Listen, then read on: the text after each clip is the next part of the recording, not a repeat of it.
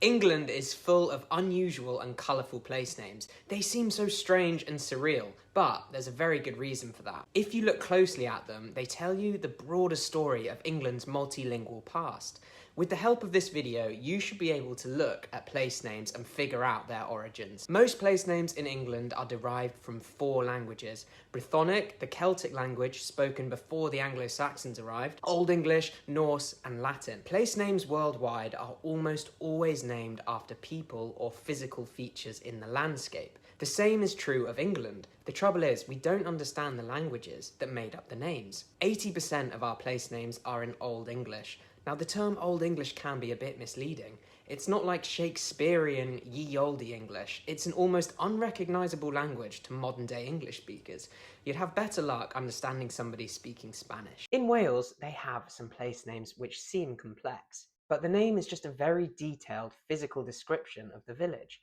Now, I had an Icelandic friend who could guess the names of the villages and farms in Iceland whilst driving through them based on the physical features nearby. Now, I can't do that in England because the landscape has changed so much over the years, but what I can do is figure out whether a town is Roman or Viking or Saxon or Celtic. And you can do the same if you watch this video and learn a few simple patterns. Let's start with Celtic names. They're the least common type in England, excluding Cornwall, which spoke its own Celtic language up until the Middle Ages. There are still traces of Celtic place names all over England. Pen is the Celtic word for hill, so Pendle or Penrith.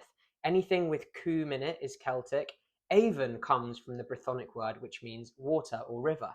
Several rivers have kept their Celtic names: the Thames, the Exe, and the Don. This is because rivers, unlike settlements, are more permanent, and for new settlers, learning the names of new rivers would have been important for trade and travel. Generally, Celtic place names are few and far between, and that does tell us how Celtic culture was fiercely replaced by the Anglo-Saxons. One power far greater than the Anglo-Saxons left their mark on England, and that is, of course, the Romans. London was once Londinium, which means the place where the fast-flowing river becomes too wide to ford.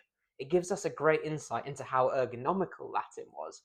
It takes a whole sentence in English to convey one Latin word. The Romans were so efficient, not only in language but also in warfare, and that is clear to see in the English place names. Places which end in Chester or Cester, like Manchester, Leicester, Exeter, these all derive from the Latin word castra, which means fortress or military encampment.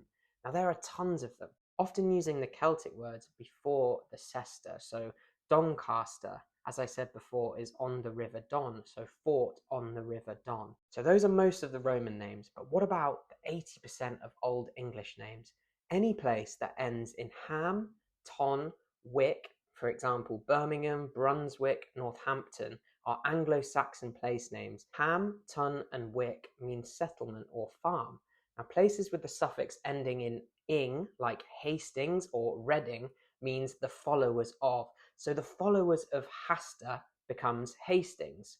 Now, anywhere that ends in ford is a river crossing, i.e. Oxford, a crossing point in the river for oxen.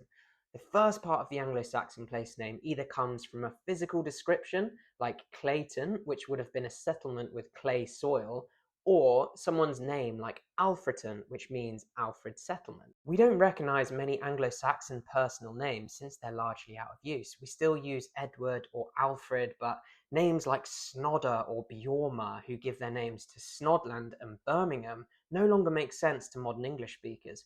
So if you can't recognise the first part of a place name, then it's likely it's a personal name which we no longer use. The suffix shire, so Lincolnshire or Oxfordshire, is just an Old English word meaning region. Essex means the land of the East Saxons, Sussex, South Saxons, and so on. Now, anywhere that ends in bury or borough is an Anglo-Saxon fortification, so Salisbury or Middlesbrough. The Vikings also left their mark on English place names after conquering England during the 9th century. The suffix by, is from Old Norse, which again means farm or settlement. So Derby, which means deer town. Now, places that end in by aren't specifically Viking. The word be, meaning to dwell, was also in Old English, since Norse and Old English are closely linked. Now, after the Vikings arrived, it started being used as a suffix in Anglo-Saxon settlements as well. So as a general rule of thumb, places in the northeast and East Anglia are more likely to be Viking than those in other regions. Now see if you can translate the town you live in or your hometown, and let me know if you can do it in the comments. And if you're not from the UK, let me know how place names work where you're from.